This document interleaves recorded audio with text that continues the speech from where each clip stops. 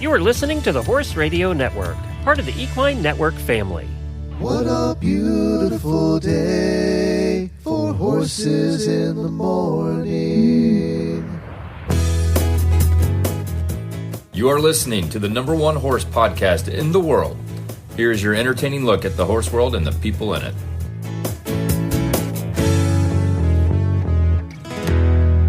Well, good morning, everybody. I am Glenn the Geek in Ocala, Florida. And I'm Karen Chatton from Gardnerville, Nevada. And you are listening to Horses in the Morning on the Horse Radio Network for January 13th, 2026, episode 3861. Good morning, Horse World.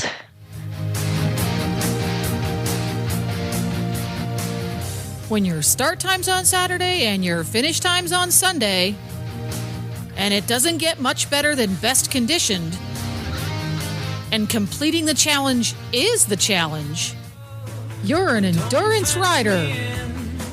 That's right. It is the endurance episode here, back the second Tuesday of every month. And I wanted to remind everybody that if you search Endurance Rider on your podcast player, this is put out as a separate feed, separately from Horses in the Morning. And that's the easiest way to go back and find all the past episodes that Karen has done over the last 10 plus years.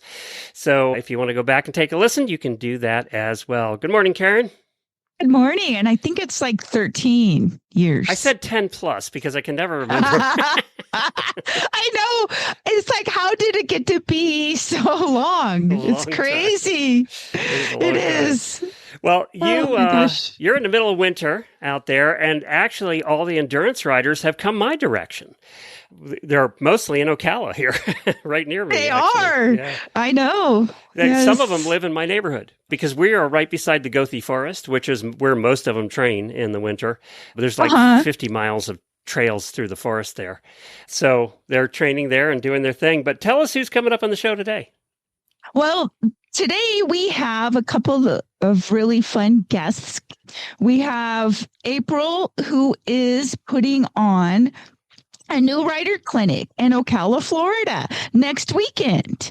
And then we have another guest, Julie, who is from Montana, and she's going to be going to ride in the Gaucho Derby in February. That is a tough one.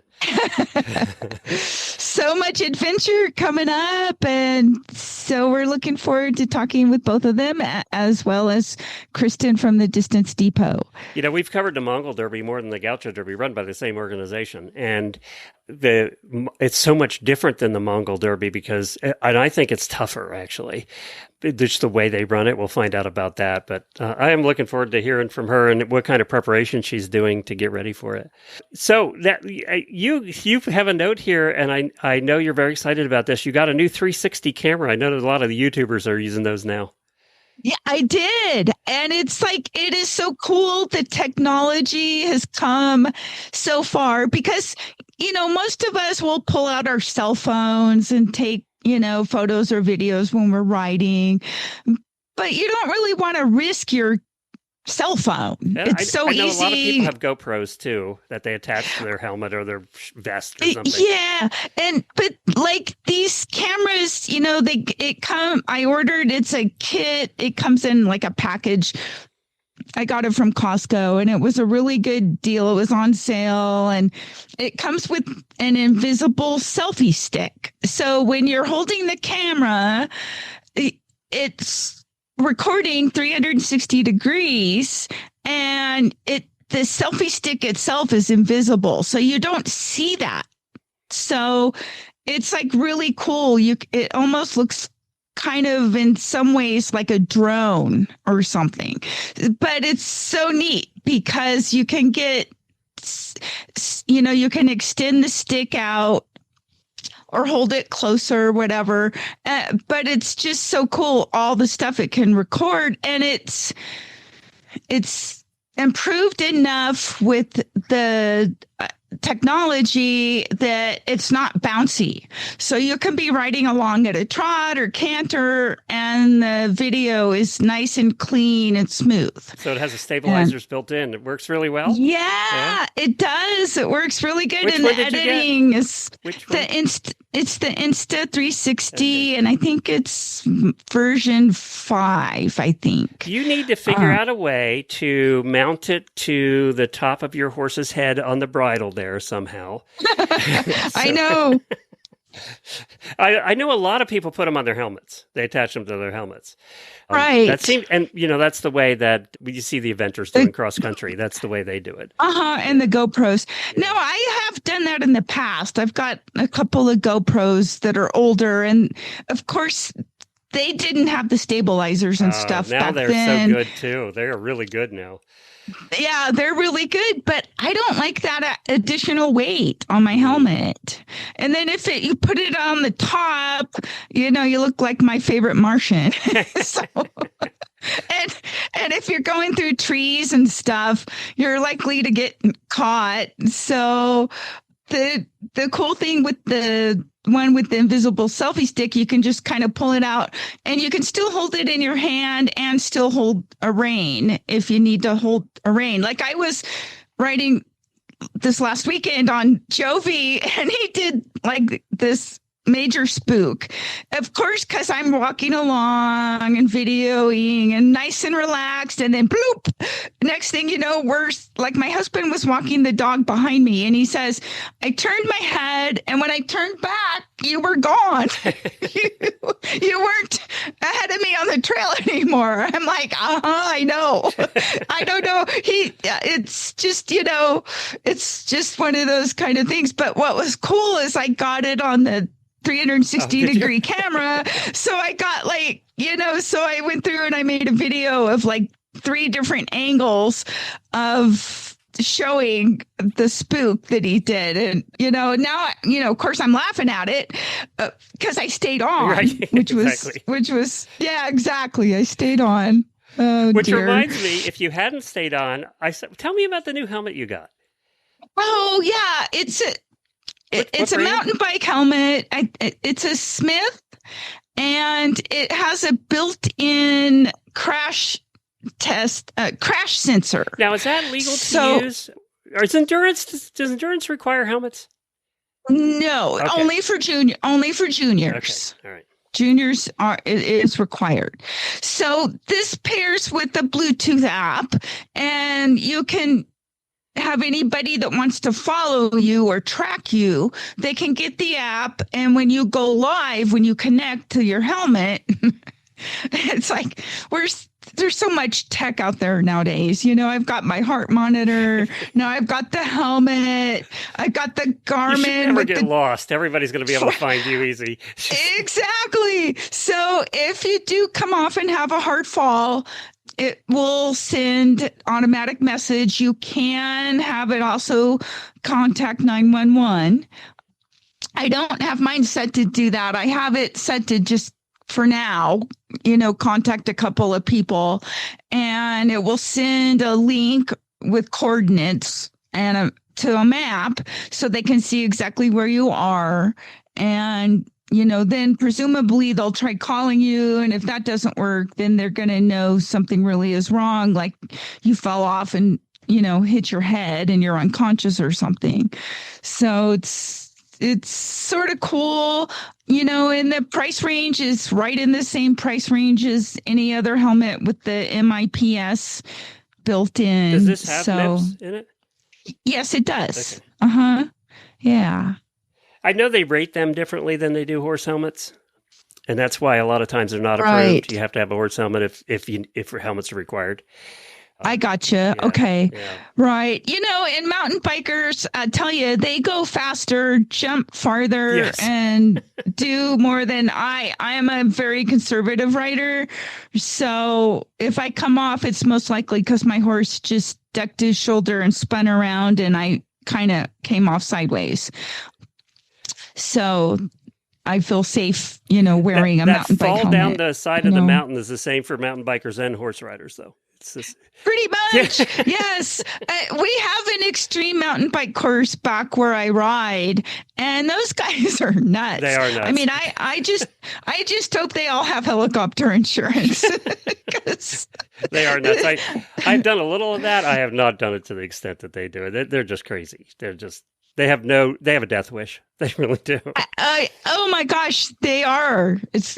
You watch some of the videos I've seen where they're doing the jumps and coming down the mountain as fast as, if I ride a mountain bike down a mountain, that's rocky and single track with drop offs, I'm going slower than I would be on a horse. All right, let's talk a little bit before we get to your endurance tip about the Arabian Horse Association. What's going on over there? Okay, so they just announced recently their 2025 Distance Horse of the Year, which went to Espresso and Suzanne Ford Huff. And Espresso is a 16-year-old gelding. They had an incredible ride season last year. Earning titles in the West Region Featherweight Mileage Championship and a third place at the Tevis. They did do well. They did. Yeah. I was, Chief was going back, he was 2005 Distance Horse of the Year. Well, 20 years ago. Wow. That was 20 years ago. I know. So go Nevada Riders, because Suzanne lives here in Gardnerville where I do. Oh, wow. Okay.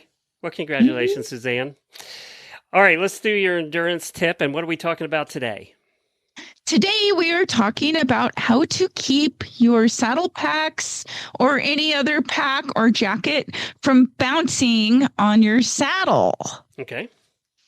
So a lot of the packs that you get, they come with nylon straps, which are fine. You can attach it to your saddle, the pommel or the cantle, either way on your saddle. But usually that's not enough, especially once you add water bottles.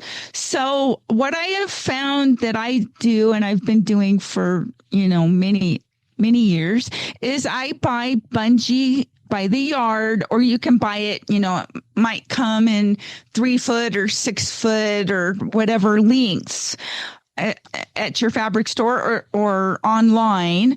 And, or you can get elastic shoelaces. They're just about the perfect size also. And they're usually like 1/8 to 1/4 inch. And so I tie them in a loop, and then I loop them through my D-rings or the pommel on my saddle. And now I can put my saddle pack or whatever pack or my jacket through, and you can, twist it and pull it around again for a second time to make it more snug if you need to. And that will secure and cinch down everything nice and snug, and then it's not going to bounce. Okay. That is a big problem, because there's nothing more annoying than having it bounce around either. There's just oh my gosh, especially if it's bouncing and it might be, bumping on your knee, or it's bouncing on the back of your horse on his loins, and it can be really annoying. And I mean, this stuff it doesn't cost very much. If you have a fabric store where they sell it by the yard, you're looking at like a couple of dollars, $2 or $3 to buy enough to do this. Or if you buy it in an already pre-made package, it still should be under $10. And it's a great solution to solve all of your bouncing problems that you might have. So what do you use? Let's go over what you have on your saddle. What packs do you use? We haven't talked about this for a long time. So what do you have on there when you're doing a 50 or 100? Well, because I have a Pandora saddle, which is carbon fiber, the back I have 2 mounted bicycle water bottle holders. Oh, you just screwed it right into the saddle? And they're screwed right into the saddle, so there's no bounce there, which is wonderful. And then on the front, I have a pommel pack, and there I can put more water bottles if I want, or I can do my snacks, a first aid kit, chapstick, some toilet paper, anything else I think I might need for the day. And then around the pommel in addition to the pack, I've got my elastic bands, the bungee stuff that is there that I can slip my jacket through if, so when I start in the morning and it's freezing and cold, I start with a jacket, but, in a couple hours it warms up so I can pull off my jacket and stick that on and nice and secure. And that works out good. I also have a hoof pick on a clip that I can clip onto a D-ring on my saddle because it's always handy to have that where you can just get to it real easy. And so the only thing you have on the back of the saddle is the water bottles. Exactly. Okay, got it. And sometimes I'll ride with a rump rug and that'll be, tied onto the back of the saddle. And then that gets rolled up also when it gets warmer. So I was wondering where you put your coat and stuff. So you just stuff that in the front. You just elastic it on, basically. Right. Yeah. Yes, underneath the bungee. Yep. Uh-huh. Okay. Well, that makes sense. Yep. And you've done enough miles. You probably got this down to a science. And now tell me, when something's not in the right place or you forgot something, it probably bothers you the whole time, doesn't it? Well, I think anybody, once you see, that's the thing. If you have too many packs, like I used to have, a pommel pack, a cantle pack, a boot bag. Once you get so much stuff, then you can't find anything. That's true. So I've kind of switched over to the more simpler method of less is more. So then if you do need something, you know where it is exactly and can find it right away. It's true for long distance hikers too. They always start out with a 40-pound pack, and by the time they're done, they're down to 15 pounds because everything has been gotten rid of. Exactly. You get down to exactly just the stuff you need and nothing else. But when you start out in this, especially when you're new, you think you need everything, right? You do. That's just the way your brain works. I know. Like I just now recently got a new heart rate monitor. You have more electronics than most people when they're riding. Oh my gosh, between the Garmin and the heart rate monitor and now the helmet. Oh my gosh, it's You're like just a walking signal. It's kind of hilarious. It takes me longer to get all the electronic stuff hooked up on my horse than it does to tack them up. At night, she has 12 things plugged in around the house. That's true, because I also have, I think we've talked about this on another show, I have a tracker for the horse. Oh, that's right. Yeah. So right, because I'm going to a ride this coming weekend, his tracker's plugged in, my helmet is plugged in, I'll have my Garmin watch plugged in. It's, and because we are here where the endurance riders are in the winter, there's always at least one loose endurance horse in Gothi Forest every year. I think we've talked about them almost every year. They get loose. They're always loose horses because the place is so big. They get loose in there. There's so many trails, it's hard to find them. Oh my gosh! Yeah, so that happens almost every year. There's a loose horse, and then the alerts go out, and we have to keep an eye out and hope we get them before the bears do. But bears tend to not fuss with horses. They're too big. They don't want to deal with a horse. Oh, good. All right, we're going to go to Kristen over at the Distance Depot. What are we talking about with her today? I believe we're going to be talking about ankle boots. All right, sounds good. Well, good morning, Kristen from the Distance Depot. Thanks for joining us again this month. And tell us what our topic is today. Good morning, and thanks for having me. We will be talking about leg protection. So we have a whole page dedicated to leg protection on the website under For the Horse. And we have, poultice and liniments and ice boots and fly boots, all kinds of things for leg protection, including your interference or your fetlock boots, as well as splint boots. And we feature brands like Back on Track, which are therapeutic mesh. And then we also have Toclat, deluxe interference boots with double Velcros. We cheaper varieties like Saxon and the Wolf brand from Toclat. Also, they have a nice fetlock boot and a pro fetlock boot, as well as a splint boot. And of course, Professional Choice. Professional Choice are really nice because they're kind of a one size fits all with a Velcro compatible material.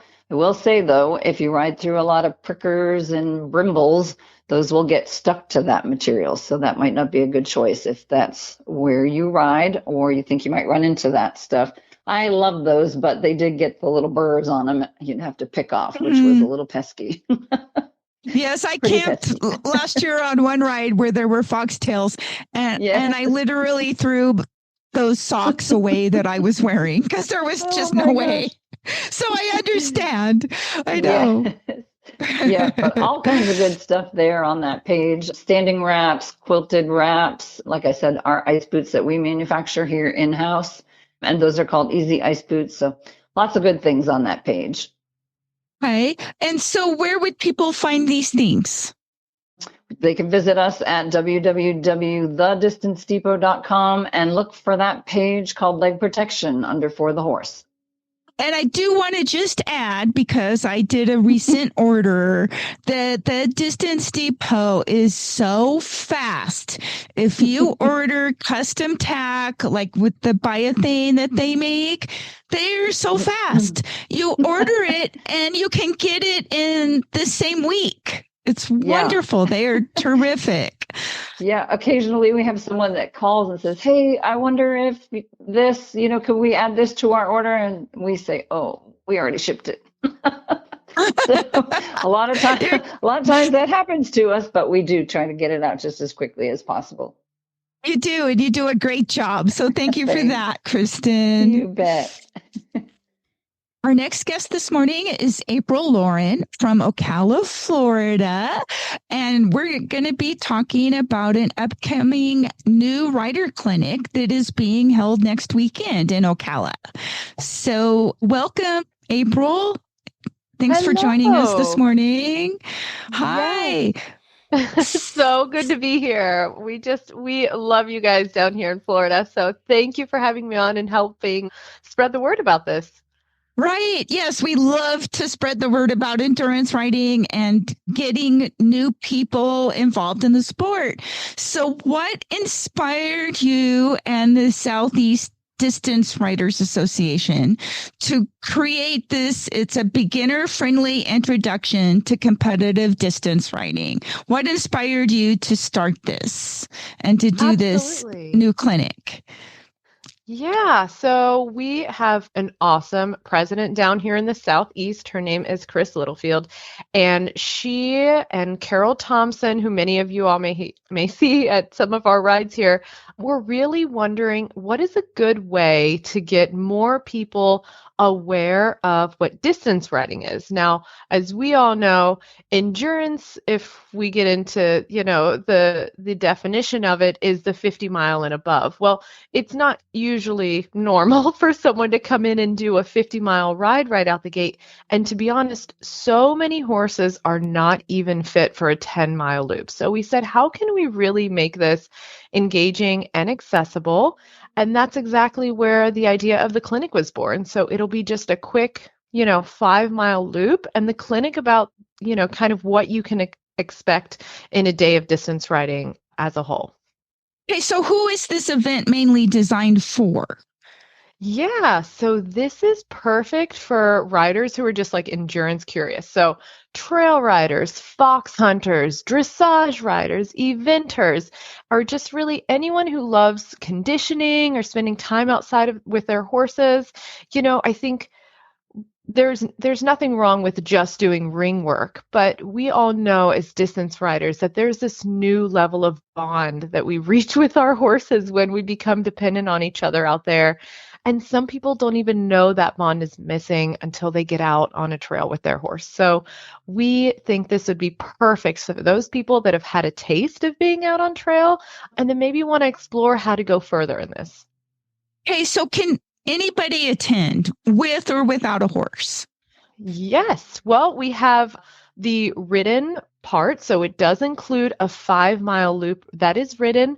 But yes, we are welcoming people who want to just come and check out what the 3-day 100 is going to be. I think Heather Reynolds is going to be riding the 3-day 100, which is going to be held concurrently. So the clinic will be happening in one area, but the 3-day 100 CTR is still going to be happening. So this is going to be a really cool opportunity for people who want to come to also see what is happening through those that are at the kind of higher level of competition as well.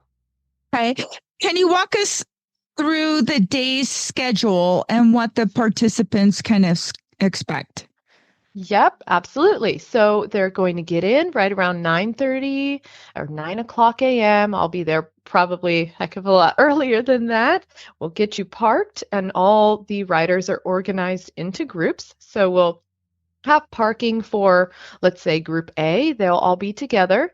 Then their mentor is going to take them over to the vet-in, and they'll have a chance to vet in with Doug Shearer. And the mentor's job is really get everybody into the vet check safely, explain here is your ride card. This is what we're going to be looking at throughout the day. This is the heart rate that we're looking for. Doug Shearer will then vet if there are any imbalances or lameness issues. He'll address those at the start, and then go out and do a 5-mile loop, come back, vet right back in. Same thing, heart rate, hydration, soundness, overall condition, and then go to trailer and, let your horse rest. We'll also provide some lunch and a little lunch and learn on what is distance riding. What are these different distances that are involved, these different levels of competition, and how to best be set up for success as a rider and for your horse. And you'll go over trail markings and how to follow a marked trail.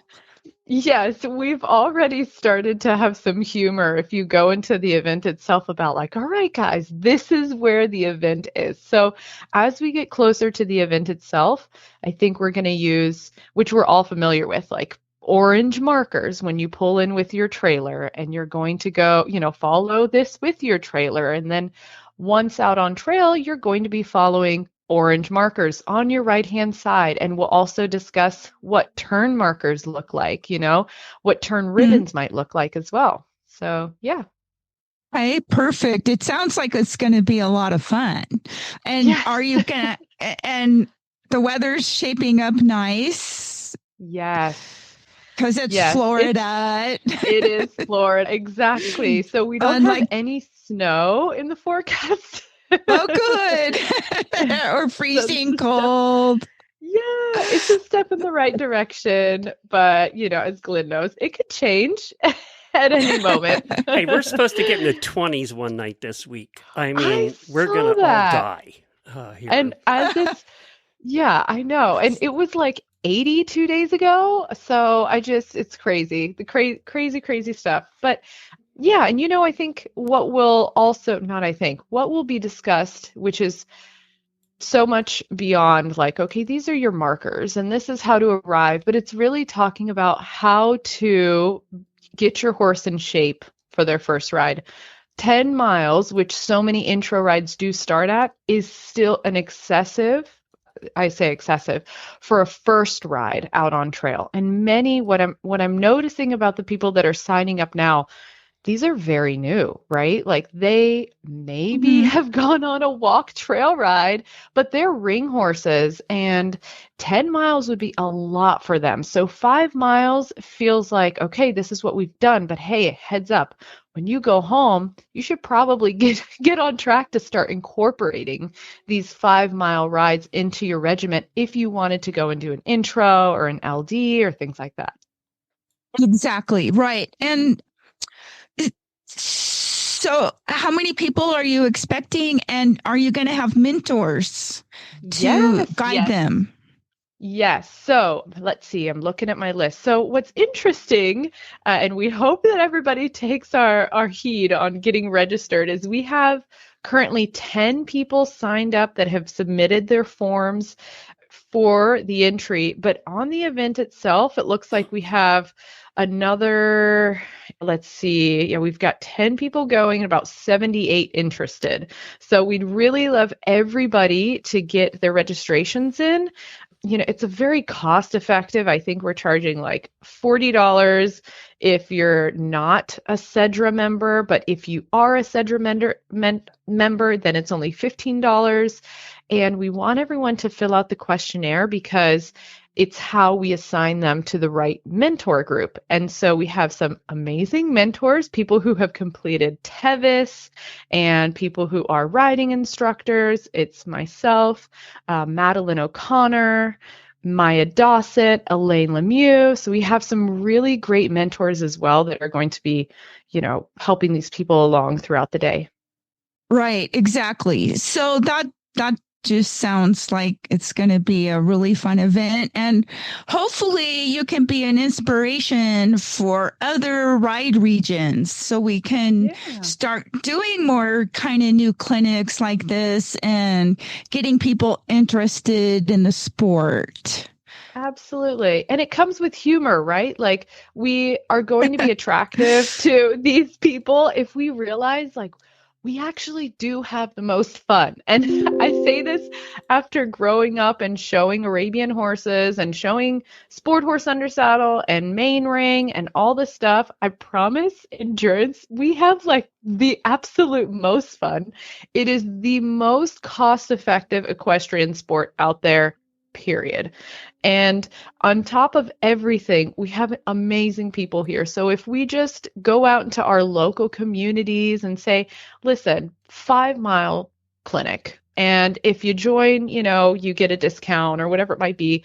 We have mentors. Take phone calls before the ride. I've taken a couple phone calls from people who want to attend and my horse is never tied to a trailer. And we just talk to them and say, that's okay. Guess what? Mine was the same way. You can lead them around while we're in camp. We'll put a buddy next to you. Just be as welcoming and just a true extension of what endurance riding is as much as possible. And I think people think, too, you have to have an Arab to be at the lower levels of endurance riding, and that is not true at all. You can have a gated horse, whatever, it doesn't matter. You can have a mule. Yeah, quarter horse, can have whatever. A mule. Yeah, and we have a nice combination. So of the 10 horses that have signed up, we've got 3 Arabs. We've got a thoroughbred Frisian cross. We have a Chickateague pony coming. Oh, cool. We've got a paint. There's a Tennessee walking horse coming. So we've got a nice blend of everything. It's funny because, Karen, this is one of the very few places you can trail ride here in Ocala. And I know that April's going to agree with me with this, that you see Pasafinos on the trails, and it is so funny to watch. It is just, I'm sorry, they're just funny to watch. Yes. It's interesting you say that, Glenn. My neighbor, as I'm watching him right now, he does Pasos, and I'm watching him out their school on a sounding board. So there you go. But when you see him, where you ride there through the Greenway, you see them from a distance, and it's just so funny to watch because their little legs are going and they're getting nowhere. Yes. And sometimes the horses are looking at him too. I mean, I'm watching my whole string of horses watch this Paso go around and they're like, what is he doing? Yeah. Why is he doing it that way? Yeah, right. But it's the same with the Tennessee walking horses. They see that big lofty gait sometimes and they're like, what is that? So my wife has a Kentucky Mountain saddle horse that she wants to endurance ride with. Wow. He's getting there. Next year, she'll probably be at this clinic. But he has those, it's not a silly gait. It's just strange. And I haven't seen one. It's kind of a cross between a Paso and a Tennessee Walker and others you've seen. And I don't know that there's an official name for it, but boy, is it smooth. I mean, it's smooth and fast, but it's just, I have not seen this before. So. Yeah. And we see everything out there in the Greenway. We see the quarter horses, the Pasos. Well, we used to bring our carriages out there too. You know, Yes. we used to ride our Yes. carriages out there all the time. I think we have Maris. She's down here, and I've done the same thing. We pulled up to all go for a morning ride, and she starts pulling a buggy out, and I'm like, okay, that's what we're doing Karen, that's today. a whole new thing when you drive a carriage or a cart, when you get into the forest with trail riders, because the riders themselves see the cart and they freak out. They're petrified. Their horses could care less, but because the rider gets freaked out, the horses get freaked out. And the best thing we've learned is the carriage just stands still and let the horses go by. It's just, and Maris will hand out carrots. So the way that we handle it with the horses is she'll just give all the other horses carrots from the back of the buggy or her cart, and they're like, oh, that's just the food mobile by the end of it. when I used to ride out with the cart and the ponies with large groups of trail riders, and what happens is after the horse gets used to the cart, they tend to want to tuck in right behind it. So horses' tendency is, oh, the cart's bigger than me, let them get eaten first. And they tuck in behind. So when I'm driving, I'm usually in the lead, and I have all this breath right down my neck from the horses right there. Oh, goodness. It would be cool to see more, competitive driving. But hey, that's another cool thing about the trails at the Greenway. So as you know, Glenn, we have different levels, which is also so cool about the trail systems we have here. We have green. There actually are some small hills, Karen. There really are. Yeah, we actually have hills. We have hills. Not like yours, Karen. Not like yours. 100 feet? There's 3 of them. And you're like, wee, that was fun. Yeah, they probably are about 100 feet. You're about right there, Karen. Right. Okay. But no, there's Red Trail, which is very almost mountainous, lots of climbing and very narrow passages. You have Yellow Trail, which is typically pretty good to go, just kind of like your good starter trail, get you out there. You've got, I think it's green or blue, that is the wider wagon trail that's great for the driving horses. So, and they all just kind of run parallel to each other, so you can find areas to cross over if you wanted to do a different level of complexity on the trail. So, Karen, that's the Florida Greenway. That was supposed to be a canal they were going to build in the early 1900s. And they started building it. They just never finished it. So they had bought all this land that goes from the Atlantic to the Gulf. And it goes right through Ocala. And what they did basically is make a linear park out of it when they gave up on making it an actual canal. So they had dug the trenches and everything. And that's why there's actual hills, because they had dug down a good bit. And now there's trails all the way through. You can literally ride from the Atlantic to the Gulf across the state. It's kind of cool. It is cool. Wow. Yeah. That sounds pretty neat. Well, this has been fun, April. Good luck with this. I think we need to do this, as Karen said, all around the country. Because it is intimidating. Getting into endurance is intimidating. There are certain things, and we were talking about it here for 13 years, but they are a receptive group, and you get a mentor when you first start, and that helps you out. But there are things to learn, and I love the way that you're doing this is actually on a ride. Yeah, that's perfect. Yeah, and we've got our mentors backed up, and I will also add, if there are more AERC or just distance riding people in Florida, please reach out, because we have people coming from Jacksonville, Palatka, like throughout Central Florida and even South Florida. So they're going to come here and ride, but it would be really nice to send them home to someone who's kind of in their area and in their proximity that's able to, keep it going with them. Where do people find you? Where can they go? Yep. So go to the event itself. And then, I'm on Facebook. It's April Lauren. That's the easiest way to get in touch with me for the distance riding stuff. You can always shoot me an email. It's April, I won't even try. Well, it's april.borovskaya@gmail.com, but that's why I say you're way better off just finding me on Facebook or going to the event, and we can connect that way. Sounds good. Or looking at SEDRA, Southeastern Distance Riding Association. Even better than that, we're just going to put links in the show notes. So just scroll on your podcast player, click the link. And, good luck, April. I hope you get 50 people there. Well, thank you. It would be very surprising, and Carol Thompson would definitely give me a look morning of, but I'd be welcome to she would look at me like, oh, we are doing this. Yes, we are. We're ready to rock and roll. And yeah, if anybody local wants to come in and hang out or help out, we'd be happy to have them. Thanks, April. Well, we're going to change gears entirely. We're leaving Florida and we're going to go much further south where it's actually summertime right now. And we're talking to Julie Bittick. You're from Montana? That's right. Ennis, Montana. You're an endurance rider, right? Correct. Okay, you have a few thousand miles under your belt, and then you got this crazy idea that you're going to sign up for one of the hardest rides in the world, and that is the Gaucho Derby in Patagonia. Why? What prompted you to do this? Yeah, right. So growing up, I actually grew up here in Montana, and my family had an outfitting business. So I grew up spending multiple days backcountry and taking pack horses and doing that kind of lifestyle. Endurance is actually kind of new to me. Only in the last 5 years have I gotten involved in endurance competitively. So what's really cool about this Gaucho Derby is it's not really just a horse race. It's also an adventure race. It's definitely a survival test that it's putting you through. So basically, it's combining all the things that I love into one extreme package. And it's definitely going to be pushing me far, far outside of my comfort zone, which, it's good to be pushed outside of our comfort zone every once in a while. So it's just really a unique experience. And how special to experience it. It's kind of a vanishing way of life, right? The gauchos and how they, what they do and how they approach life and the experience of that. And then just the beauty of the Patagonia. So it's wrapping all of these really critical experiences into one thing. You really can't get it anywhere else. So yeah, once I learned about it and I read about it and had a few friends do it over the years, I'm like, okay, I've got to do this. I got to put myself through the test. And Patagonia is at the very bottom of Argentina, kind of its own world. Yes. It should really be its own country because it kind of is its own world down there. Now, this race differs from the Mongol Derby. You're at 310 miles, but I mean, we're talking rugged wilderness. It's not the big open plains like you see at the Mongol Derby, but they do it a little bit differently too. To explain how it's done.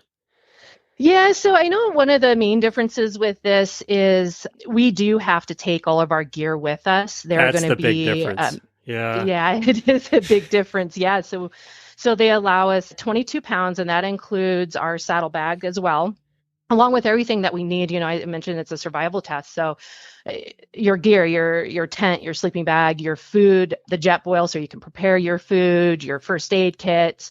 You carry things like 10 that. 10 days worth of food. Do you have to carry all 10 days in 22 pounds? No. So Okay. They do every 2 to 3 days. We will have a resupply. I'm waiting. Okay. I think I'll find out here in just a couple days exactly our resupply days. But we're going to have 2 or 3 resupply days throughout the 10 days, and they give us roughly 3 pounds per resupply. So it'll mostly in that resupply just be a resupply of the food to add back in as we continue on. Gotcha. And now so does it work like the Mongol Derby where you're switching horses all the time, or do you have the same horse? No, so we still switch. We don't switch as often through the 10 days. I know we get 7 different horses. So we don't go as fast. And a big piece of that is because of just how technical this terrain is. It doesn't really lend itself to moving as fast as the Mongol Derby. And then, the extreme mountain climbing up and down and the technicality of that as well. So we don't go quite as far with each horse, and we don't go as fast with each horse. And these horses are a little different than the Mongol horses too. The Mongol horses tend to be, large sized ponies. These are actual horses, right? Correct. Yeah. Yep. They're kind of their own breed too, aren't they, down there? Yeah, my understanding is they've mixed that breed quite a bit over the years. So the Creole, which I'm really excited, I hope I get to draw a couple of those, which are my understanding is based out of Argentina. But then I think they have a lot of other breeds that have mixed in over the years. So you might get some that are a little more drafty. You might get some with some of that Arab side in it, so they could be smaller. So we'll definitely get a mixture of breeds for us we pull a number out of the hat, when it's time for us to get a new horse, and it's kind of luck of the draw of what we get. One of the nice things about your own food, though, is you won't get the Mongol runs like a lot of them get when they're doing that. And you won't have to drink fermented mare's milk. There's that. Probably you won't have to do that. There's that. That's quite an experience. So how are you preparing? What are you doing to get ready? You live in Montana, so that helps. It does help. Yeah, actually, I'm very fortunate with where I live. I think, physically, again, part of the training of what I would have to be ready for is already a part of my life and a part of kind of the passions I have. So like hiking and spending multiple days backcountry, competing in endurance. So I just really ramped up my intensity and kind of the purpose of how I attacked that in this past year. And then I also added in some additional training, which I should be doing anyways. I'm just not doing it as consistently. So this past year, I've kind of adopted that in my lifestyle. And that's doing yoga and some balance board work, lots of stretching. I've even added in some running, which, I did a little bit of that with endurance, but that is not something I like as much. So I've done a bit more of that. Let's face it, that's why we ride horses, is so we don't have to run. Right. That's right. That's right. Yeah. And then mentally, I guess really getting to a spot where being comfortable with being uncomfortable, I think that's important. You're not going to go out and test these elements and do a survival type race and be comfortable the whole time. You're probably going to be uncomfortable most of the time. And you just got to be good with that. And getting really comfortable with my gear. So once I've really dialed in what I want for my gear, testing it in the elements. Again, I live in Montana, so I've been able to take it out in extreme winds and extreme temperature changes and know how, and out in rain and snow. So I think all of that's really, really important. Tell us about your gear. What are you bringing? Yeah. So, as far as gear, I think, again, 22 pounds, that has to fit either on me or the horse, or kind of a combination of both. So I really focused on the weight of the gear, how compactable it can be, and then the performance. So I think quality, we're not allowed, there's no room to take backups. So making sure that whatever gear I did select, Does that making sure that your quality saddle is weight? there. No, Oh, good. nope, the saddle's not included. Yeah. What saddle will you use for this? So they actually provide a saddle. Okay. It's made there in Argentina by Arandu, if I'm saying the name right. I think it's Arandu. And I actually got an opportunity to ride in it a little bit. A few months ago, I went over to Stevie Delahunt's and she does a Gaucho Derby boot camp, is what she calls it, for a few days. So it actually was fantastic because I got a chance to sit in that saddle and ride in that saddle and see how saddlebags can work and attach to the saddle. So it was really invaluable. Is that kind of Western looking?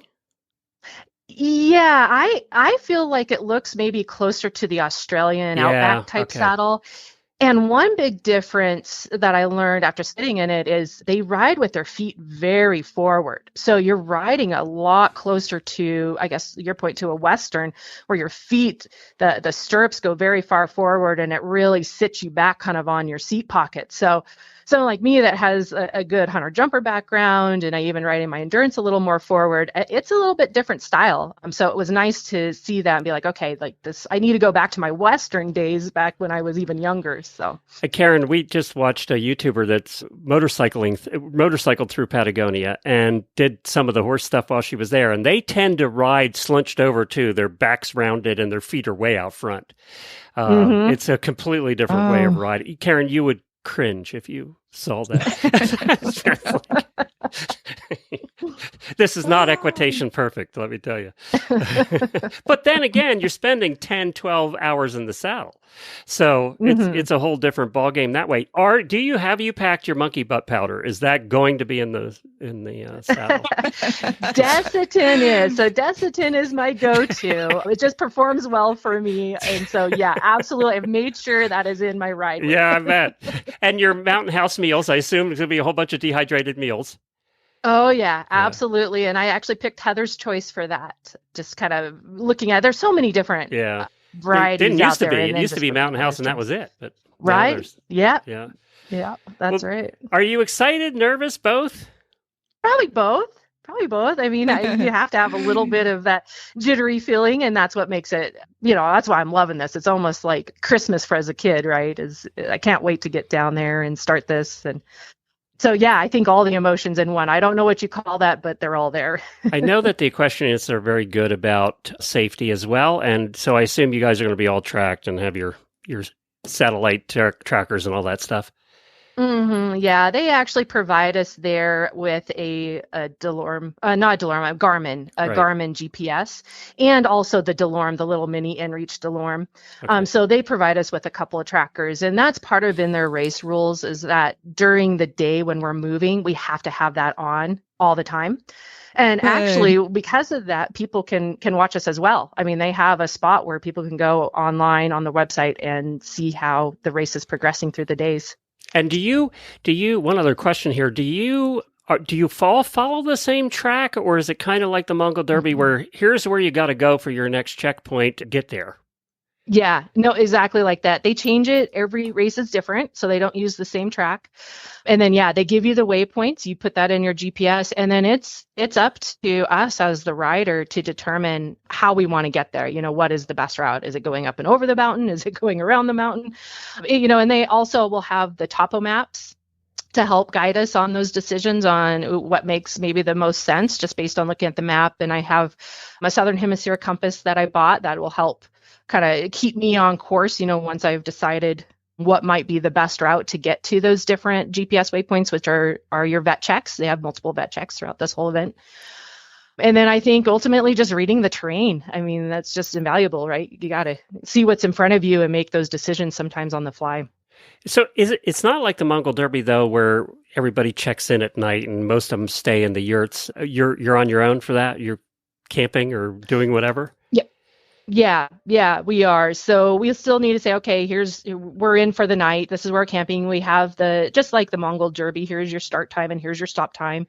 There are definitely penalties if you go outside of that start and stop time, but you do need to be communicating, here's where we're stopping for the night. This is where we're going to pitch our tent. And I think a part of that too is strategically, when you're camping out with the horses is there a good water source there? Is there good food for the horses there? So it might mean I stop my day 15 minutes early because this is a really great spot and I'm not sure of what's going to be in front of me, or maybe I have to get a time penalty and I push past that spot and go another mile until I find something that I think is more suitable for the horse.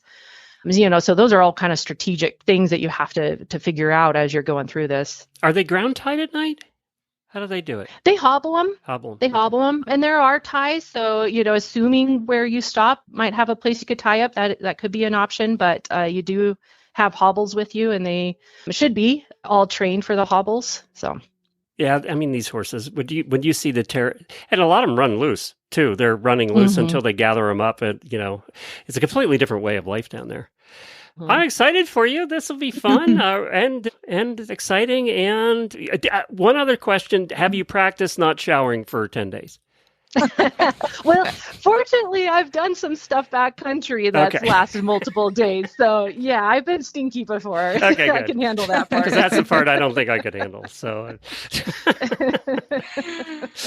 Julie, good luck. We're going to follow you. We'll watch your dot. Okay. All right. Thank you so much. And we'll have you on after to tell us all about it, all right? Oh, I would love that. Absolutely. We'll definitely do that. Thanks, Julie. Good luck. Okay. Take care. Yeah, good luck. In order to find where rides are in your region, go to AERC.org. And you can also look up the calendar for other endurance clinics coming up. We have the AERC annual convention that's coming up February 28th and March 1st. And that is going to be a virtual convention this year. We have several outstanding speakers covering all sorts of different topics, ulcers, saddle fit, all sorts of topics. So check it out at AERC.org. Very good. And of course, you can find links to today's guest in the show notes. Just scroll right there on your podcast player. Search for Endurance Rider also on your podcast player if you want to subscribe to this episode separately from Horses in the Morning. We'll have a full week of shows for you the rest of this week. Actually, Wednesday and Friday, Ashley and Jamie will be together. I'm heading off to the Podfest conference to speak over there in Orlando. And then on Thursday, it's the Equine Affair episode as well. Karen is here the second Tuesday of every month, and so you can look for us again in February. Thank you, Karen. Where can people find you? NV Endurance Rider. NZ Endurance Rider. All right, everybody. Or NV. Sorry, yes, that's right. NV Endurance Rider, Nevada. For Nevada. Yeah. Yep. All right. Thanks, everybody. Have a great week.